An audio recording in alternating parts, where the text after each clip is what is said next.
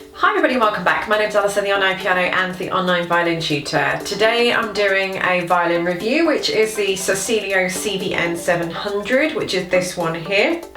I'm going to go through a little bit about what they say, which is what I've got on my iPad, so I can tell you a little bit about the instrument. Then I'll give you my thoughts, and then I will play a little bit for you. I'll give you some pros and cons, and then give you a summary. So, to start with, what Cecilio say about their CVN700.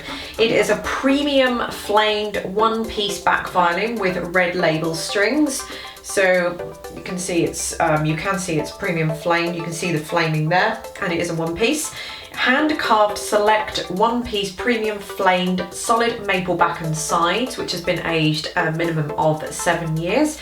Hand-carved select fine-grained solid spruce top, aged a minimum of 7 years.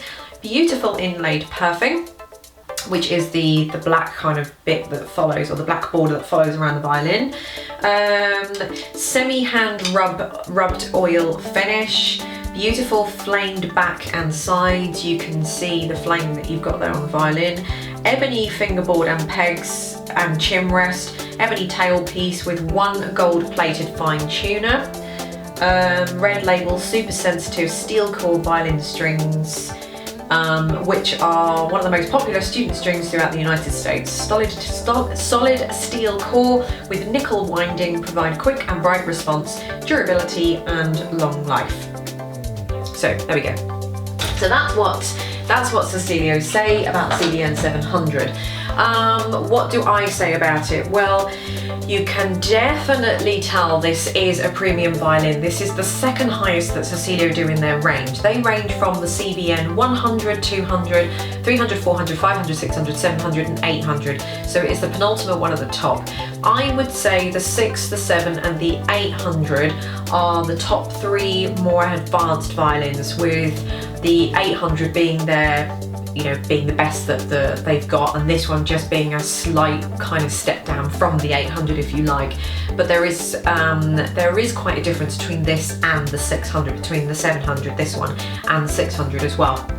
So this looks really, really nice. You can tell this has had some thought put into it. You can tell the wood looks a bit better. It looks sort of similar-ish to my own violin. It looks a little bit more like an antique violin. It's a little bit better made. The pegs look quite nice as well. When I was tuning this, however, I think the pegs are just a little bit stiff, but a few peg drops in there would sort that problem out, no worries. I just haven't done that because I'm just using it for review, but that would be no problem to do that anyway. So the pegs look really nice. The tailpiece has got a nice little bit of kind of white decoration that you've got here.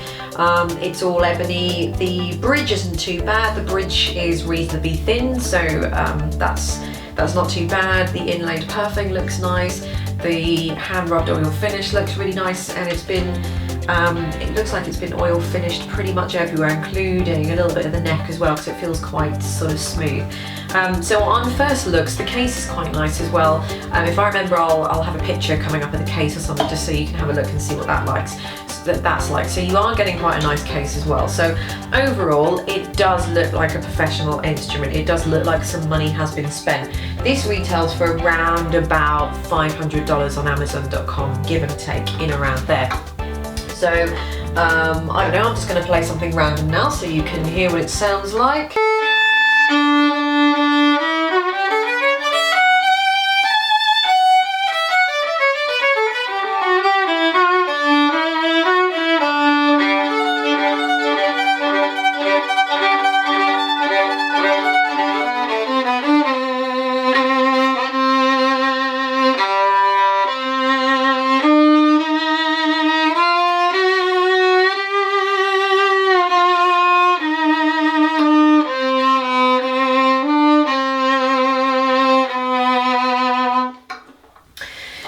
So there you go.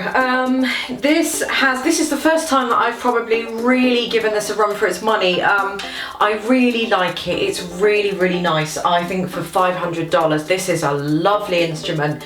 I would probably even go so far and put my money on and say that I'm not sure how much this means to people in America, but in the UK we have a graded system for music. So grade 1 would be like the first grade that you would take after, you know, 6 months or so of having lessons, that kind of thing, and grade 8 would be the last grade that you would take, which means that you pretty much know everything there is to know about the violin.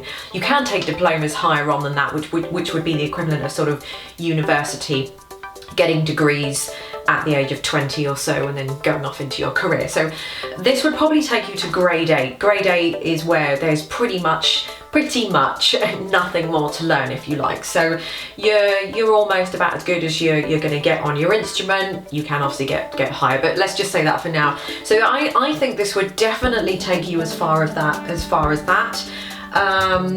This has a really nice tone to it. I think there's a lot of power in the higher end, in the upper strings, in the E string. So I was trying to do a little bit, I was trying to mess around and do a little bit up the top here to try and see what that's like.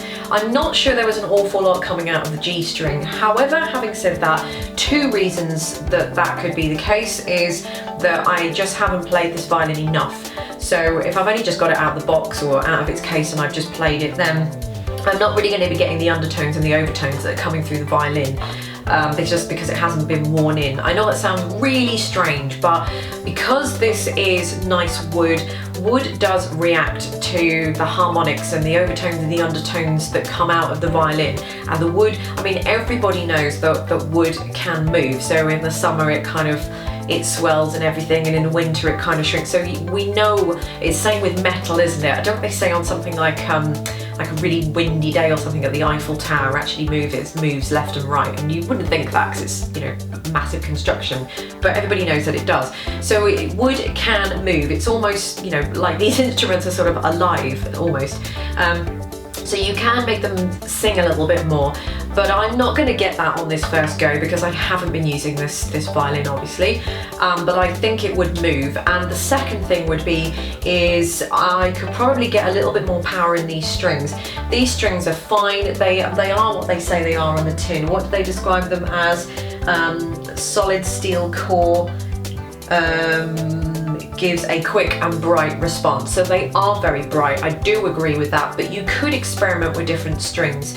I think when you buy beginner violins, you could do with getting a decent set of strings, so you can replace the factory strings that you get on there, and that would give you a nice clearer sound. But with beginner violins, I wouldn't recommend spending sort of $100 on a set of strings that are going to give you the nice tone and give you this sound and that sound, just because your violin, the cheaper violin, for example, isn't going to be responsive enough to be able to work with those strings.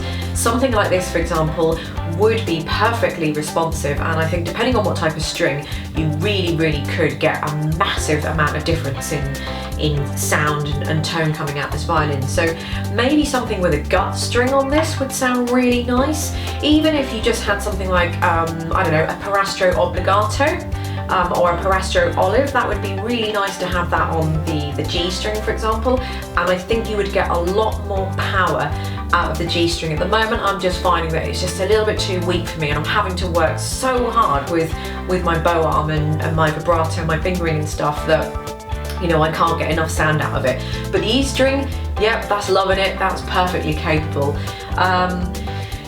The strings are bright, so again, you could, if you don't like the bright, you could dull that down, but definitely have a look into different strings and experiment, and that would make a massive difference.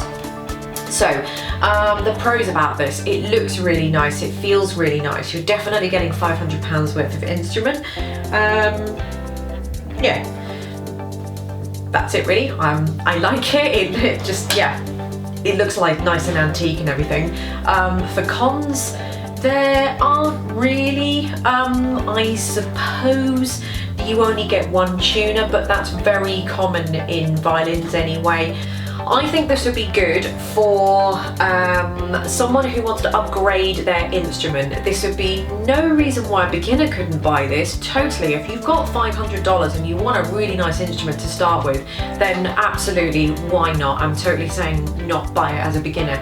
But it would be unlikely that a violin like this would suit someone as a beginner just because it is $500. So therefore it is more of an expense just to kind of lob out, just to sort of give it a bit of a trial run if you're not sure that you want to carry on with the violin and that kind of thing. But this is definitely an upgrade instrument. So if you've got CVN600, yes, you could upgrade to this. There's a $100 difference between the CVN600 and the 700, roughly about $100 or so, depending on the prices on Amazon.com at the time and everything. But I think there is $100 worth of difference in it. I think you can tell where the $100 is going. I'm going to stop talking and leave you alone, and I shall see you in the next video.